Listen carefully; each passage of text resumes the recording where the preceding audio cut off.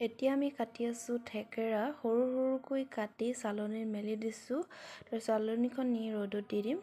ৰ'দত ভালদৰে থেকেৰাবোৰ শুকোৱাৰ পিছত এটা বৈয়ামত ভালদৰে থৈ দিম। কেতিয়াবা যদি কাৰোবাৰ ডিচেণ্টৰী হয় তেতিয়া মানে ইয়াৰে এডোখৰ পানী তিয়াই লৈ তাৰ পানীখিনি খালে ডিচেণ্টৰী ভাল হয় বুলি কয় বা ডিচেণ্টৰী ৰখে বুলি কয়।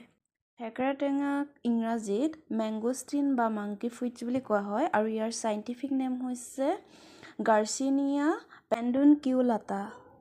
থেকেৰা টেঙা কেইবাবিধো আছে। সেইকেইবিধ হৈছে বৰ থেকেৰা, ৰূপহী থেকেৰা আৰু কুজি থেকেৰা। এতিয়া আমি কাটি থকা বিধ হৈছে বৰ থেকেৰা। ৰূপহী থেকেৰা অলপ বৰ থেকেৰাতকৈ সৰু হয় আৰু পকিলে একেবাৰে বিলাহীটোৰ নিচিনা বা কমলা টেঙাটোৰ নিচিনা হয় আৰু কুজি থেকেৰা অলপ বেকা বেকি হয়।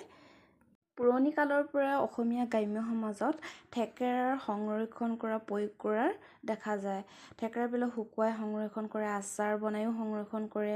শুকুৱাই ৰখা থেকেৰাবিলাক পিছত দালিত দি খাব পাৰি আৰু তাৰপিছত ডিচেণ্টৰী আদি হ'লে তাৰে এডোখৰ পানীত তিয়াই তাৰ পানীখিনি খাব পাৰি। এনেদৰে খালে পুৰণি গহনি বা ডিচেণ্টৰী ভাল হয় বুলি কয় আৰু এনে পানী খালে পেটৰ অসুখ আৰু আভোক বদহজম আদিও নাইকিয়া হয়। গৰু বিহুৰ দিনাখন এই কেঁচা বৰ থেকেৰাটো গৰুৰ থাকত মানে গৰু গা ধুৱাবৰ কাৰণে প্ৰয়োগ কৰা হয়। গতিকে থেকেৰা টেঙা হৈছে এবিধ বন ঔষধি টেঙা। হয়নে নহয় কথাটি কোৱাচোন ভনীটি? হয় হয় হয়। থেকেৰা মৰমৰ ভনীটিয়ে এইফালে কাটি আছে।